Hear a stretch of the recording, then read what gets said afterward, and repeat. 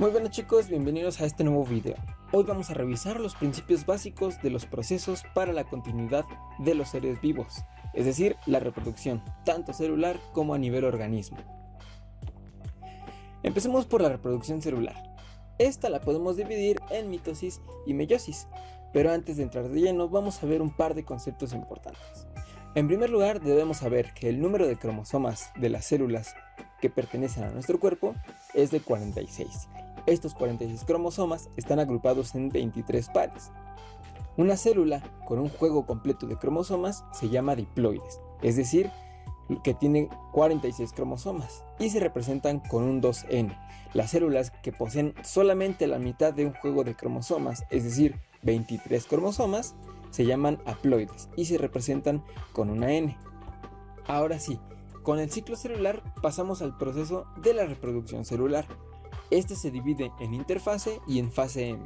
La interfase a su vez se divide en G1, S y G2 y la fase M en profase, metafase, anafase y telofase. Con fase M nos referimos tanto a mitosis como a meiosis. La interfase, compuesta por la fase G1, en la cual se da un crecimiento inicial, ya que la célula va a duplicar su material genético posteriormente en la fase S, la cual sería o se conoce como la fase de síntesis de DNA. En esta ocurre la replicación. Por último, la fase G2 sería solamente un crecimiento final y sería la última preparación de la célula antes de la división. Ya dentro de la división empezaríamos con la mitosis. Esta se realiza en células somáticas, las cuales son parte del cuerpo o de la estructura de este mismo.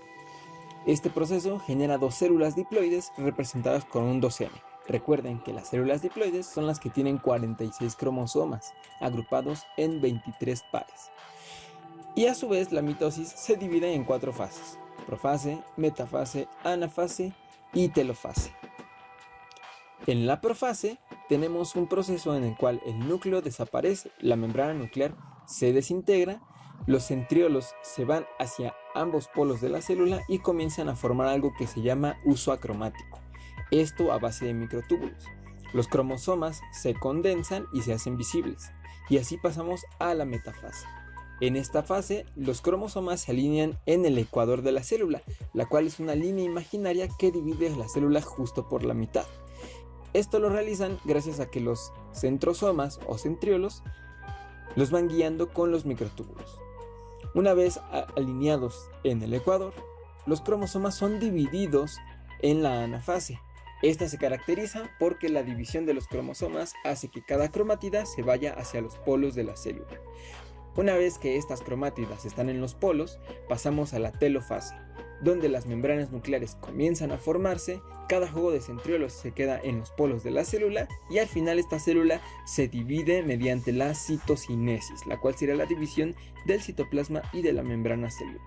Para terminar, cada una de estas dos células termina siendo diploide, con 46 cromosomas y genéticamente idéntica a la célula de la cual provinieron.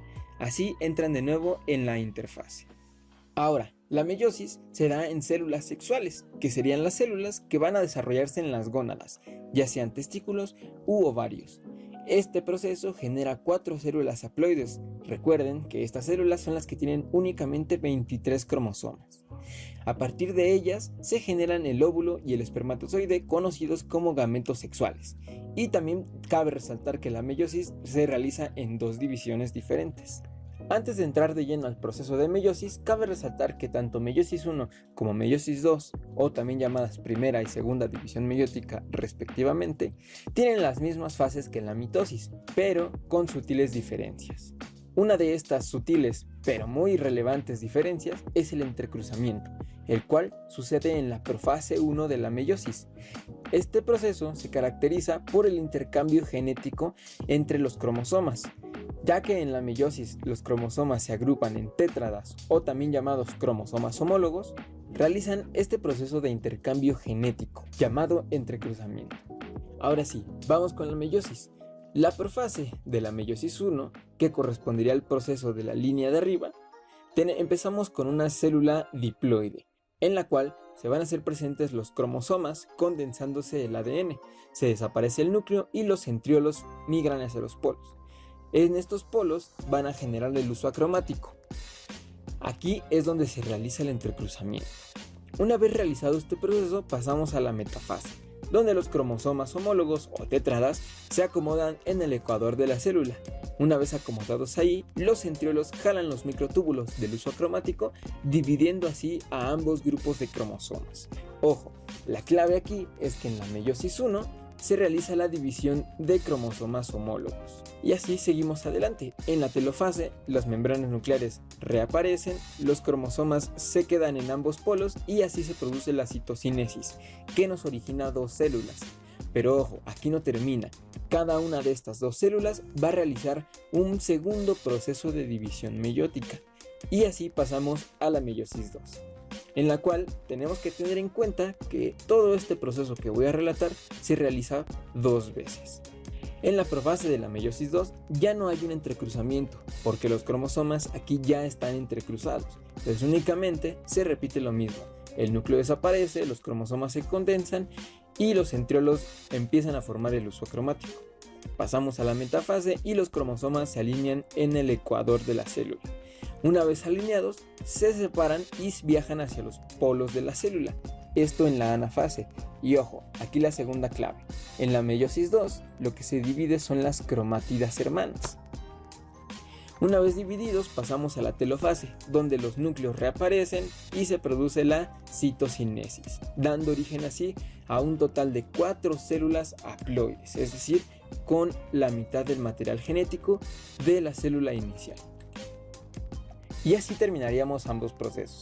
Ahora, como repaso final, en la mitosis partimos de una célula diploide, la cual tiene 46 cromosomas.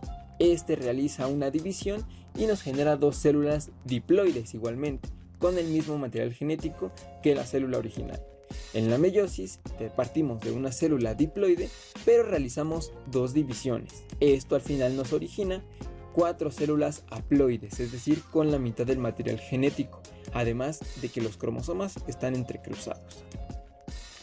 Y bueno, esto sería todo por esta clase. Les agradezco mucho su atención, chicos. Les dejo los próximos temas, los cuales serían la reproducción a nivel organismo, y ahí entraríamos en las reproducciones tanto sexual como asexual. Y como siempre, yo me despido y les deseo suerte. Hasta luego.